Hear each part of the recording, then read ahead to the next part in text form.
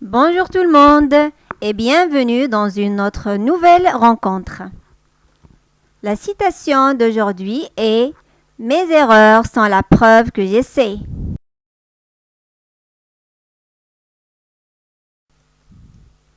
La leçon d'aujourd'hui est dédiée aux élèves de la 3e année du cycle secondaire collégial. Il s'agit d'une activité de langue qui s'intitule l'incise. La leçon se trouve à la page 164-165 du manuel de l'élève Parcours. L'objectif de notre leçon est utiliser une proposition incise dans un dialogue.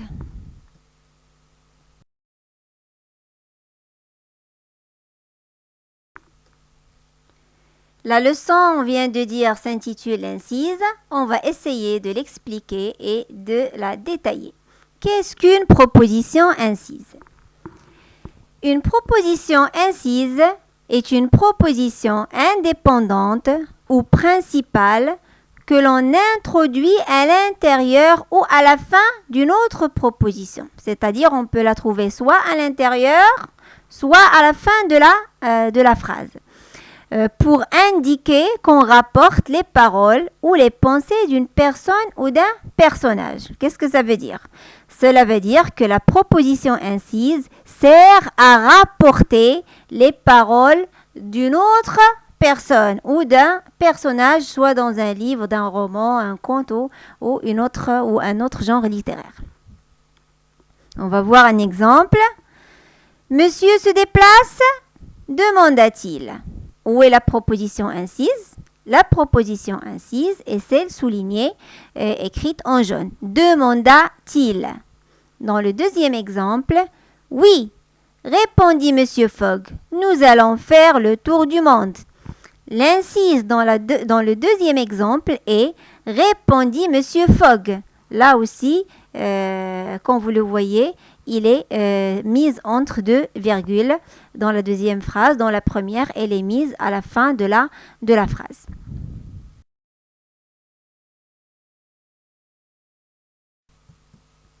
Maintenant, nous allons voir comment reconnaître une proposition incise, c'est-à-dire comment la repérer, comment la reconnaître dans une phrase.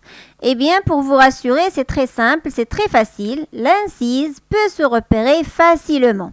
Comment cela? Elle est toujours placée après un verbe de parole, c'est-à-dire, vous la trouverez toujours après un verbe de parole, ou ce qu'on appelle les verbes introducteurs tels dire, demander, penser, hurler, murmurer, ordonner, exiger, chuchoter, etc. Deuxièmement, elle coupe ou se joint à une autre proposition, c'est-à-dire soit elle se trouve à l'intérieur d'une autre proposition, soit elle se joint à elle, c'est-à-dire elle se met à la fin de cette phrase, c'est-à-dire elle se place à la fin de la première proposition. Troisièmement, elle est souvent courte, n'est pas trop longue. Ensuite, elle se détache souvent de la phrase par un ou plusieurs virgules. Elle se détache souvent de la phrase par une ou plusieurs virgules.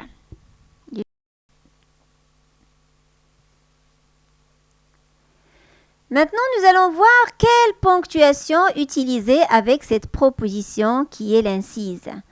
Avec l'incise, on a tendance à utiliser les virgules. Comment est-ce qu'on peut les placer? On va voir 3 cas. Premier cas, quand elle coupe une proposition en deux, on met une virgule avant et après l'incise. On va illustrer avec un exemple. Regardons ensemble.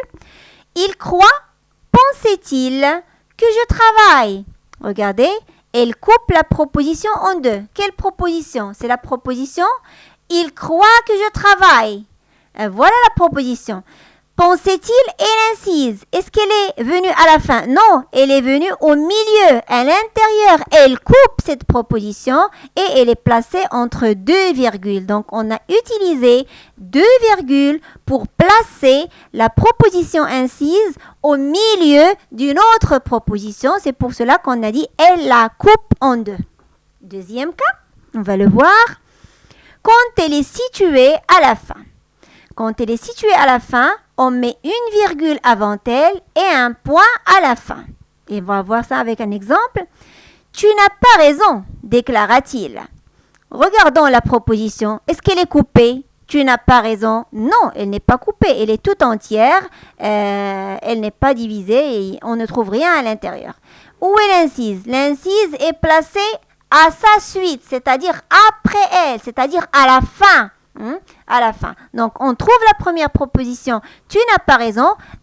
La virgule, marque de ponctuation, l'incise, déclara-t-il, et on termine par un point final après l'incise. Le troisième et dernier cas, c'est quand elle vient après un point d'interrogation, d'exclamation ou des points de suspension. Dans ce cas-là, on ne met pas de virgule avant elle. Regardons l'exemple. Sortez, cria-t-elle. Sortez et l'incise. À la fin sortez est la première proposition. Elle se termine par un point d'exclamation. Est-ce qu'on met une virgule? Bien sûr que non. Juste après, on a l'incise. Où est l'incise? C'est cria-t-elle.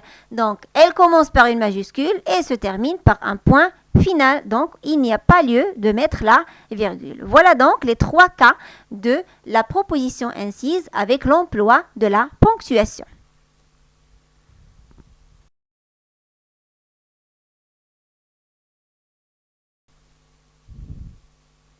Résumons ensemble. On va essayer de récapituler ce qu'on vient de dire. Donc, la proposition incise est une proposition indépendante. Deuxièmement, elle se place toujours après un verbe de parole ou introducteur.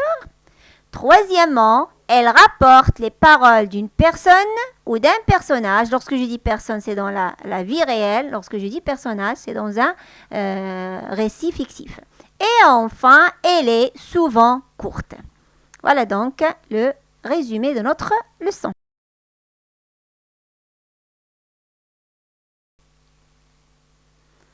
Maintenant, on va passer à la pratique et je vais vous demander de vous entraîner avec un exercice à la page 165. C'est l'exercice numéro 1 dans notre manuel de l'élève parcours.